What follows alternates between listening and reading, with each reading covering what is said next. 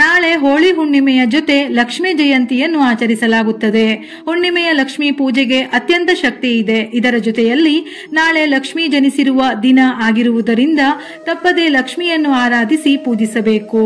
ಮಾತೆ ಲಕ್ಷ್ಮಿ ಸಂಪತ್ತು ಸಮೃದ್ಧಿಯ ಅಧಿದೇವತೆ. ಭಕ್ತಿಯಿಂದ ಪೂಜಿಸಿದರೆ ಇಷ್ಟಾರ್ಥಗಳನ್ನು ಕರುಣಿಸುವ ದೇವಿ ಆ ಮನೆಯಲ್ಲಿ ನೆಲೆಗೊಳ್ಳುತ್ತಾಳೆ. ಹಾಗೆಯೇ ಕೋಪಗೊಂಡರೆ ದೇವಿ ಆ ಮನೆಯನ್ನು ತೊರೆಯುವುದಕ್ಕೂ ಹೆಚ್ಚು ಸಮಯ ತೆಗೆದುಕೊಳ್ಳುವುದಿಲ್ಲ. ಲಕ್ಷ್ಮಿಯ ಕೃಪಾಶೀರ್ವಾದದ ಬೆಳಕು ಇದ್ದರೆ ಆ ಮನೆಯಲ್ಲಿ ಸಂತಸ, ನೆಮ್ಮದಿ ಮನೆ ಮಾಡಿರುತ್ತದೆ. ತಾಯಿ ಲಕ್ಷ್ಮಿಯ ಅನುಗ್ರಹವನ್ನು ಪಡೆಯಲು ಹೋಳಿ ಹುಣ್ಣಿಮೆ ತುಂಬಾ ಪ್ರಶಸ್ತವಾದ ದಿನ. ಸಾಮಾನ್ಯ ದಿನಗಳಲ್ಲಿ ಮಾಡುವ ಪೂಜೆ ಪುನಸ್ಕಾರಕ್ಕಿಂತ ನಾಳೆ ಲಕ್ಷ್ಮೀ ಜಯಂತಿ ಹಾಗೂ ಹುಣ್ಣಿಮೆಯ ದಿನ ಲಕ್ಷ್ಮಿಯನ್ನು ಆರಾಧಿಸಿ ಪೂಜಿಸಿದರೆ ದುಪ್ಪಟ್ಟು ಫಲಗಳು ಪ್ರಾಪ್ತಿಯಾಗುತ್ತದೆ. ಇದರ ಜೊತೆಯಲ್ಲಿ ಪ್ರತಿನಿತ್ಯ ಮಾಡಲಾಗದ ಪೂಜೆಯನ್ನು ಲಕ್ಷ್ಮೀ ಜಯಂತಿಯ ಈ ದಿನದಂದು ಮಾಡಿದರೆ ಕೋಟಿ ಜನ್ಮಗಳ ಪುಣ್ಯ ಸಿಗುತ್ತದೆ. ಈ ದಿನ ಪೂಜೆಯ ಸಮಯದಲ್ಲಿ 6 ಗೋಮತಿ ಚಕ್ರ, 6 ಕವಡೆ, 2 ಅಡಿಕೆ, ಅರಿಶಿನದ ಕೊಂಬು, ಬೆಳ್ಳಿ ನಾಣ್ಯ ಇವುಗಳನ್ನು ಇಟ್ಟು ಪೂಜಿಸಬೇಕು. ಇವೆಲ್ಲವೂ ತಾಯಿ ಲಕ್ಷ್ಮಿಗೆ ಪ್ರಿಯವಾದ ವಸ್ತು. ಪೂಜೆಯ ನಂತರ ಇವುಗಳನ್ನು ಹಣ ಇಡುವ ಜಾಗದಲ್ಲಿ, ನಿಮ್ಮ ಪರ್ಸ್ನಲ್ಲಿ ಹಾಗೂ ಮನೆಯ ಮುಖ್ಯ ಬಾಗಿಲಿಗೆ ಇಡಬೇಕು. ಇದರಿಂದ ಹಣದ ಸಮಸ್ಯೆಗಳಿದ್ದರೆ, ಮನೆಗೆ ಕೆಟ್ಟ ದೃಷ್ಟಿ ಇದ್ದರೆ ಸಂಪೂರ್ಣವಾಗಿ ನಿವಾರಣೆ ಆಗುತ್ತದೆ. ಉದ್ಯೋಗದಲ್ಲಿ ಬಡ್ತಿ ಪಡೆಯಲು ಅಥವಾ ಪ್ರಗತಿಯನ್ನು ಸಾಧಿಸುವುದಕ್ಕಾಗಿ ಪಾಲ್ಗುಣ ಪೂರ್ಣಿಮಾ ದಿನದಂದು ಅರಳಿ ಮರಕ್ಕೆ ಸಿಹಿ ಮತ್ತು ನೀರನ್ನು ಅರ್ಪಿಸಿ. ಹೀಗೆ ಮಾಡುವುದರಿಂದ ವ್ಯಾಪಾರದಲ್ಲಿ ಲಾಭ, ಉದ್ಯೋಗದಲ್ಲಿ ಬಡ್ತಿ ದೊರೆಯುತ್ತದೆ. ನಿಮ್ಮ ಮನಸ್ಸಿನಲ್ಲಿ ಏನಾದರೂ ಕೋರಿಕೆಗಳಿದ್ದರೆ ನಾಳೆಯ ದಿನ ತಾಯಿ ಲಕ್ಷ್ಮಿಯನ್ನು ನೆನೆಯುತ್ತಾ ನಿಮ್ಮ ಕೈಲಾದಷ್ಟು ಅಕ್ಕಿಯನ್ನು ದಾನ ಮಾಡಿ. ಇದರಿಂದ ತಾಯಿ ಲಕ್ಷ್ಮಿ ಅನುಗ್ರಹಿಸುತ್ತಾಳೆ.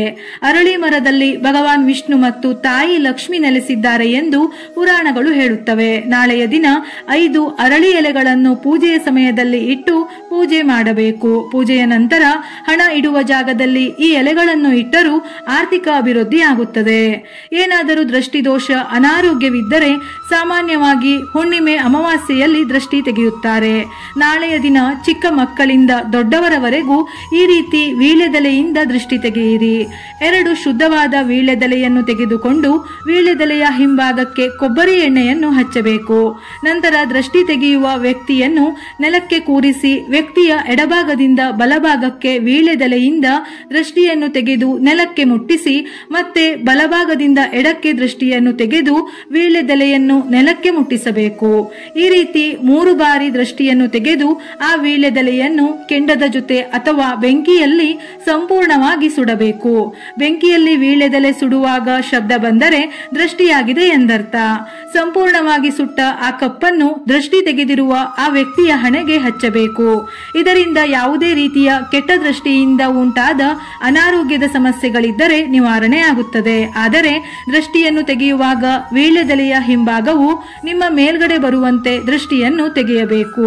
ಚಿಕ್ಕ ಮಕ್ಕಳಿಗೆ ಒಮ್ಮೊಮ್ಮೆ ಹೊರಗಡೆ ಹೋದಾಗ ಅಥವಾ ಸರಿಯಾಗಿ ರಾತ್ರಿ ನಿದ್ದೆ ಬರದೆ ಅಳುತ್ತಿದ್ದರೆ ಈ ರೀತಿ ಪ್ರತಿದಿನ ದೃಷ್ಟಿಯನ್ನು ನಿವಾರಿಸಬಹುದು.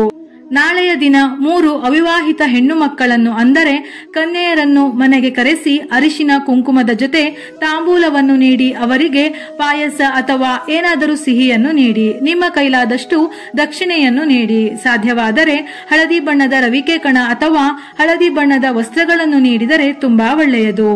ನಾಳೆ ಸಂಜೆ ಲಕ್ಷ್ಮಿ ಬರುವ ಸಮಯದಲ್ಲಿ ಮನೆಯ ಹೊಸ್ತಿಲನ್ನು ತೊಳೆದು ರಂಗೋಲಿಯನ್ನು ಹಾಕಿ ಅರಿಶಿನ, ಕುಂಕುಮ, ಹೂವನ್ನು ಇಟ್ಟು ಮನೆಯ ಬಾಗಿಲಿನ ಮುಂದೆ ದೀಪಗಳನ್ನು ಹಚ್ಚಬೇಕು.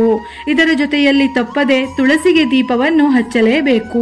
ನಾಳೆ ಸಂಜೆ ದೇವರ ಮನೆಯಲ್ಲಿ 5 ದೀಪಗಳಿಂದ ದೀಪಾರಾಧನೆ ಮಾಡಬೇಕು. ಇದನ್ನು ಪಂಚಮುಖಿ ದೀಪ ಎಂದು ಕರೆಯುತ್ತಾರೆ. ಹೀಗೆ ಮಾಡುವುದರಿಂದ ಎಲ್ಲ ಋಣಾತ್ಮಕ ಶಕ್ತಿಗಳು ದೂರವಾಗಿ ನಿಮ್ಮ ಮನೆಯಲ್ಲಿ ಧನಾತ್ಮಕ ವಾತಾವರಣ ನಿರ್ಮಾಣವಾಗುತ್ತದೆ. ಹಣಕ್ಕೆ ಸಂಬಂಧಿಸಿದ ಸಮಸ್ಯೆಗಳಿಗೆ ನೀವು ಶೀಘ್ರ ಪರಿಹಾರವನ್ನು ಕಂಡುಕೊಳ್ಳುವಿರಿ. ವಿಡಿಯೋ ಇಷ್ಟ ಆಗಿದ್ದಲ್ಲಿ ಮರೆಯದೆ ಲೈಕ್ ಮಾಡಿ, ನಮ್ಮ ಚಾನೆಲ್ ಅನ್ನು ಸಬ್ಸ್ಕ್ರೈಬ್ ಮಾಡಿ. ಇದೇ ರೀತಿಯ ಮನಮುಟ್ಟುವ ಉಪಯುಕ್ತ ಮಾಹಿತಿಗಳಿಗಾಗಿ ಮತ್ತೆ ಭೇಟಿಯಾಗೋಣ.